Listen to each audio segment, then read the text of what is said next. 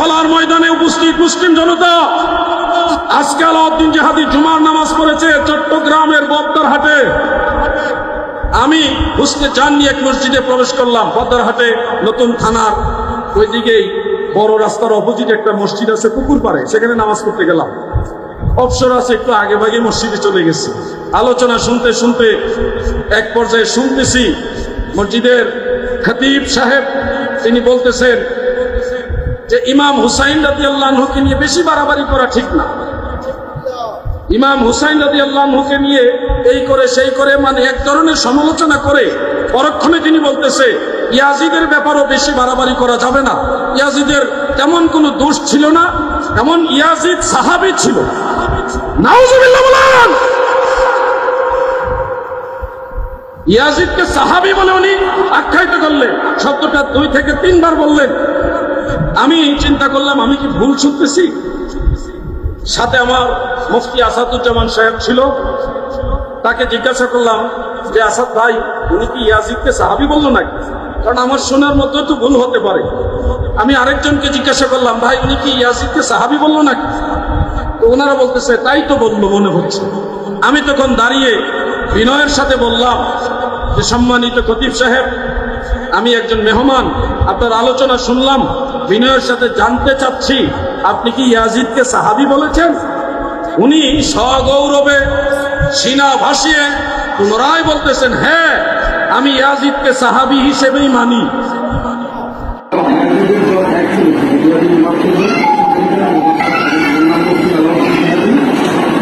ইয়াজিদের জন্ম হলো 26 হিজরি, রাসূল সাল্লাল্লাহু আলাইহি সাল্লামের ইন্তেকাল হলো 10 হিজরি শেষে, আরেকটা মতো হলো 11 হিজরি। রাসূল পাকের ইন্তেকাল যদি 11 হিজরি হয়, ইয়াজিদের জন্ম যদি 26 হিজরি হয়, তাহলে উনি সাহাবী হয় কি হবে?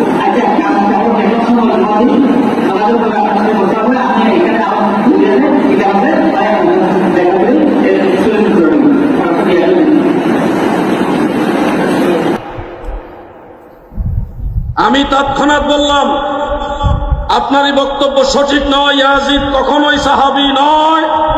কারণ রাসূল করিম সাল্লাল্লাহু আলাইহি সাল্লাম শরীয়তে পর্দা করেছেন, ইন্তেকাল মুবারক করেছেন 10 হিজরির শেষের দিকে, অন্য বর্ণনায় 11 হিজরিতে রবিউল আউয়াল শরীফে। আর ইয়াজিদের জন্ম হয়েছে 26 হিজরিতে। কত হিজরি? তাহলে নবীজি সাল্লাল্লাহু আলাইহি সাল্লাম যদি 10 হিজরিতে ইন্তেকাল হয়, ইয়াজিদের জন্ম হয়েছে 26 হিজরিতে, মাঝখানে কত বছর ব্যবধান? জোরে বলেন। 15 থেকে 16 বছর পরে ইয়াজিদের জন্ম। যেই লোক আল্লাহ রসুলের জামানায় জন্মই হয়নি, 15-16 বছর পরে তার জন্ম হলো, সে সাহাবী হলো কিভাবে? হাফেজ ইবনে হাজার আসকালানী আল ইসাবা ফি তামিজি সাহাবার মধ্যে বলেছেন, মান লাকিয়া রাসূলুল্লাহি সাল্লাল্লাহু আলাইহি ওয়াসাল্লাম ঈমানান ওয়া মাতা আলাল ইসলাম ফাহুয়া সাহাবী। সেই ব্যক্তি ঈমানের সাথে আল্লাহ রাসূলের সাথে মিলিত হয়েছে এবং ইসলামের উপরে মারা গেছে, সে হলো সাহাবী। আপনার এই কথার যৌক্তিকতা কি, দলিল কি? উনি একটু ঘাবড়ামি বা ঘাউরামি দেখিয়ে বলতেছে আমার কাছে কিতাবপত্র আছে, নামাজের পরে আপনাকে দেখাবো। নরব হলো না। আমি বললাম আমার নাম মুফতি আলাউদ্দিন জিহাদি, আমি নামাজের পরে থাকবো। আমাকে অনেকে চিনে না, নামটা বলার পরে দেখি সব স্তব্ধ হয়ে গেছে। নামাজ শেষ হলো, আমি বললাম যে খতিব সাহেব হুজুর নামাজ কি শেষ হলো? তো এটা পরে কথা হবে, আপনি পরে একদিন আইসেন। আমি বললাম আমি ঢাকায় থাকি, ঢাকা থেকে আসা যাওয়ার ব্যাপার স্যাপার আছে, ব্যস্ততার ব্যাপার আছে, আমি পরে আসবো কেন? এখন এটা মীমাংসা হতে হবে, হয় আমি ভুল না হয় আপনি ভুল। তখন উনি রাগান্বিত হয়ে বলতেছেন, হ্যাঁ এটা সময় দিতে হবে। আমি বললাম কতটুকু সময়? তো 50 দিন হইতে পারে। কারণ ওনার মসজিদ, উনি 20 বছর যাবতে মসজিদ ইমামতি করে, ওনার একটা ক্ষমতা থাকতেই পারে। উনি বলতেছে 50 দিন হতে পারে। আমি বললাম 50 দিন আপনার জন্য ওয়েট করবো নাকি? আজকে এটার জবাব দিতে হবে আপনাকে। তখন উনি বলতেছে আমি জিয়ারত করব। আরেকজন মুরব্বী কথা টান দিয়ে বলল, হুজুর উনি জিয়ারত করো, জিয়ারতের পরে কথা বলে। আমি তখন বললাম আলহামদুলিল্লাহ, তাও ঠিক আছে। কবর জিয়ারত করলেন। কবর জিয়ারতের পরে আমি বললাম হুজুর আসেন। মানে নাসুর বান্দা এমন ভাবে কামড় দিয়ে ধরছি, ছুটার কোনো কায়দা নাই। আলাউদ্দিন জিহাদি যাকে ধরে খালি হাতে ধরে না। আলাউদ্দিন না পারে। বাধ্য হয়ে নিরুপায় হয়ে তিনি আস্তে আস্তে মেহরাবের দিকে, ইমামের মুসাল্লার দিকে আসতেন। আমি ওনাকে বসালাম, মুসল্লিদের বললাম, ভাইরা, দাদু ভাইরা, আপনারা বসেন। কিছু যুবক ছিল, ইয়াং জেনারেশন, আমি তাদেরকে বললাম, ভাই আপনারাও বসেন, আপনাদের দরকার লাগবে। তো সব যুবকদেরকে বসালাম। ওনাকে পুনরায় জিজ্ঞাসা করলাম, উনি একই কথার উপরে অনর অবস্থানে আছে, ইয়াজিদ সাহাবী। আমি চট্টগ্রামবাসীর কাছে জানতে চাই, আপনারা কি ইয়াজিদকে সাহাবী মানেন? আর আওয়াজ দিয়ে বলেন মানেন। তাকবীর লাগবে না, শুনুন কথা। আমি ওনাকে ডিটেলস কিতাবের রেফারেন্স দিয়ে দিয়ে দিয়ে দিয়ে বিষয়টা বুঝালাম যে ইয়াজিদ কখনো সাহাবী হতে পারে না। এই ঘটনা, এই দলিল, এই কিতাব, অমুক ইমাম, কিছু রেফারেন্স দিলাম। দেওয়ার পরে উনি বিশাল এক কিতাব বের করেছেন, মাসিক ম্যাগাজিন একটা বের করেছেন। ম্যাগাজিনের নাম আদ-দাওয়া। এটা অনেক বড় কিতাব না? এত বড় বিশাল কিতাব দেখে উনার মুসল্লিরাই হাসাহাসি শুরু করেছে। আমাদের খতিব সাহেবের তো বিশাল কিতাব, এত বড় কিতাব হুজুর রাখে কোথায়? আমি বললাম, এই ম্যাগাজিন দিয়ে আপনি দলিল দিবেন? আমি তো ভাবছিলাম না জানি কত বড় কিতাব আপনি আমার সামনে নিয়ে আসবেন। আমি সে প্রস্তুতি নিয়ে রাখছি, আমার মোবাইলে কয়েক হাজার কিতাব আছে, আর এই সিনাটা ভর্তি হাজার হাজার না, প্রায় লক্ষাধিক কিতাব আছে সিনার ভিতরে। আমি পুরো প্রস্তুতি নিছি।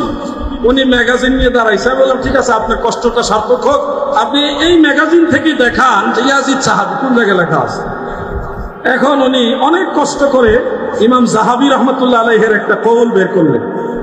ইমাম জাহাবী রাহিমাহুল্লাহ তিনি বলেছেন ইয়াজিদের ব্যাপারে যে ওয়ালা নুহিব্বুহু ওয়ালা নুসাব্বিহু, আমরা তাকে গালিও দেই না, তাকে ভালোবাসি না। একটা কওল উনি বের করলেন। তা আমি বললাম, এটা তো একটা কওল, ইমাম জাহাবীর কথা, আপনি শুনুন।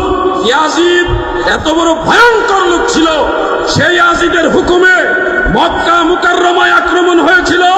হে চট্টগ্রামবাসী শুনে রাখো, এই কুলাঙ্গার বেঈমান মালাউন ইয়াজিদ আবেদিয়াতের বাহিনী মক্কা শরীফে পাঠিয়েছিলেন। হযরত আব্দুল্লাহ ইবনে জুবাইর রাদিয়াল্লাহু আনহু তখন মক্কা মুকাররমায় ছিলেন। সেই সময় তারা অগ্নিস্ফুলিঙ্গ এবং পাথর এমন ভাবে নিক্ষেপ করেছিল, সেই পাথরের আঘাতে আঘাতে কাবা ঘর বাইতুল্লাহ শরীফ ভেঙে চুরমার হয়ে গেছিল। সেই অগ্নিস্ফুলিঙ্গে সেই আগুন লেগে কাবা ঘরের গিলাফ পর্যন্ত জ্বলে গেছিল। হযরতে ইব্রাহিম খলিলুল্লাহ আলাইহিস সালাম যখন কুরবানি দেওয়ার জন্য ইসমাইল জবিহুল্লাহকে উদ্যত হয়েছিলেন, তখন আল্লাহ তাআলা সেই ইসমাইল আলাইহিস সালামকে সরিয়ে একটা জান্নাতি পশু দিয়ে দিলেন। সেই পশুর মাথার শিং কাবা ঘরের গিলাফের উপরের দিকে টানানো ছিল। ইয়াজিদের বাহিনী কর্তৃক ওই আগুন নিক্ষেপের পরে সেই পশুর মাথাটা পর্যন্ত আগুনে পুড়ে গেছে। এই হলো ইয়াজিদের ভালো কর্ম। কি ভালো কর্ম না? দ্বিতীয় কর্ম, চট্টগ্রামের মুসলমান শোনো, কেন বলছি আজকের ওয়াজটা চট্টগ্রামের ওয়াজ। চট্টগ্রামের ওয়াজ আজকে চট্টগ্রাম শুনিয়ে যায়। শোনো হে যুবক ভাইয়েরা, এই ইয়াজিদ তার বাহিনী পাঠাইছিল মদিনা শরীফে। মদিনা শরীফ যে ইয়াজিদের বাহিনীরা কি কাজ করেছে, 10,000 সাহাবীকে, কি বৃদ্ধ, কি মধ্যবয়সী, কি শিশু, 10,000 সাহাবীকে যেখানে পেয়েছে ওখানে তারা শহীদ করে দিয়েছে। নাউজুবিল্লাহ বলেন। কয় হাজার? জবানটা খুলে বলেন, কয় হাজার? 10,000 সাহাবীকে এই ইয়াজিদ বাহিনী হত্যা করেছে। 3,000 মহিলা সদস্য যারা সাহাবী পরিবারের সদস্য ছিলেন তাদের ইজ্জত নষ্ট করেছে। এই অত্যাচার করেই সে সীমাবদ্ধ হয়নি। সে মসজিদ নববী, যেটা পুরাতন অংশ, হাজী সাহেবানরা নিশ্চয় জানেন, মসজিদ নববীর পুরাতন যে অংশ, মূল যে মসজিদ নববী, ওইখানে সে উট, ঘোড়া, গাধা এগুলি বাঁধার জন্য গোয়ালঘর তৈরি করলো। গোয়ালঘর বুঝেন? নবীর মসজিদে গাধা বাঁধার জন্য, ঘোড়া বাঁধার জন্য, উট বাঁধার জন্য গোয়ালঘর তৈরি করেছে। এই হলো ইয়াজিদ এবং তার বাহিনীর চরিত্র। আজকে সেই ইয়াজিদকে সাহাবী বানাইতে চায় তারা তারা তারা কখনো নবীর পক্ষের লোক নয়, না কুরআনের পক্ষের লোক, না হাদিসের পক্ষের লোক, এরা নজদের দলাল। আমি কিভাবে বললে আপনারা বুঝবেন আমি জানি না। ওই ঐক্যবদ্ধভাবে সকল মুসলিম জনতা, সুন্নি জনতা, এই নজদি দালাল যারা নবীর দুশমন, আহলে বাইতের দুশমন, কারবালার দুশমন, ইয়াজিদের দালালদেরকে রুখে দিতে হবে। আমরা 1400 বছরের আগের, 1300 বছরের আগের ইয়াজিদ দেখিনি, কিন্তু এই জামানায় মসজিদের মিম্বরে বসে ইয়াজিদের প্রশংসা করার নতুন ইয়াজিদদেরকে দেখি। আপনারা যদি মনে করেন ইমাম হুসাইনের পক্ষে আমরা কথা বলবো না, সেটা আপনাদের ব্যাপার, হাসর আপনাদের ইয়াজিদের সাথেই হবে। আমরা যতদিন বেঁচে আছি ইমাম হুসাইনের পক্ষে কথা বলবো কিনা, সবাই বলেন বলবো কিনা? খাবার পেয়ে মনে হয় আওয়াজ কমে গেল নাকি? ইমাম হুসাইনের পক্ষে কথা বলবেন কিনা? যদি দ্বিতীয়বার এই চট্টগ্রামের কোন মসজিদে ইয়াজিদকে সাহাবী বলা হয়, তাহলে তার আলোচনা শুনে কি মারহাবা বলবেন? কি করবেন? শুধু নাউজুবিল্লাহ?